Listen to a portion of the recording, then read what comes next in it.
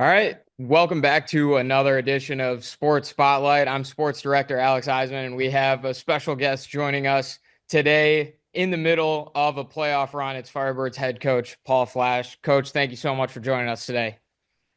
Thanks for having me. Appreciate it.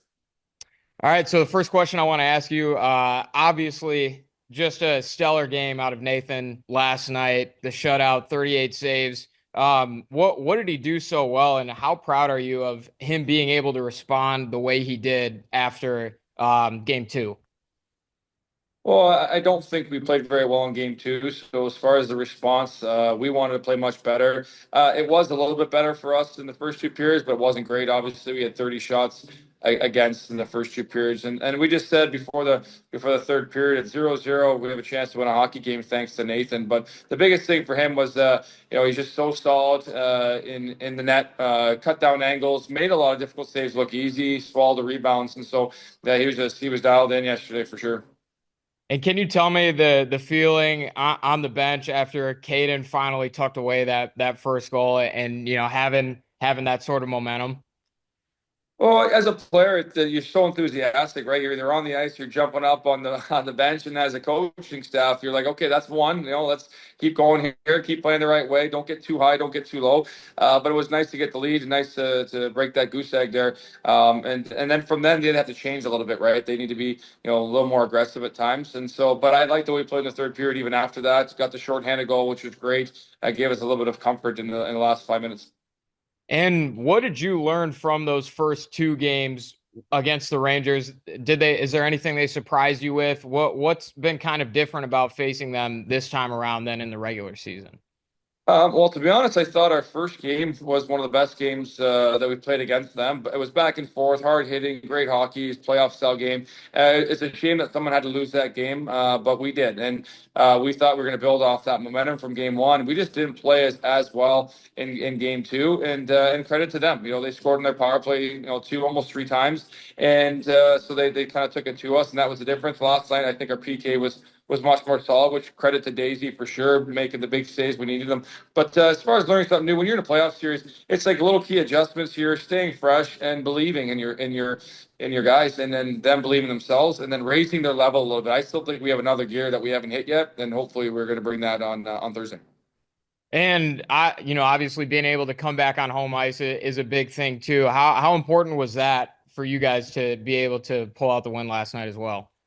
Yeah, massive. Hopefully, we get a good crowd on Thursday. Like I said, the first two periods weren't great, and nobody nobody was really happy with how we played, except for probably Nathan. And so we wanted to make sure that we had a good third period, and we did. And the crowd got electric. We got the big win, and now they're leaving the building with good feelings, new series, and we just got to carry that momentum into Thursday's game.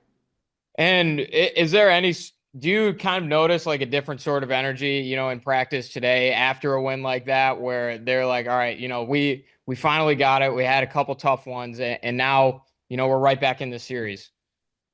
Yeah, I mean the energy all the way building up to the first game is electric. That's just the one thing about the playoffs. It's a new season, and everybody starts at zero. So what's done is done, right? And then so no one was happy with the first two losses, coming back and finding a way to win. It's just they know we can play better, and they knew that we didn't touch on the first two periods at all. We just discussed the third period, and the energy in the room was much better because they know, hey, if we can play that way, then we have a shot.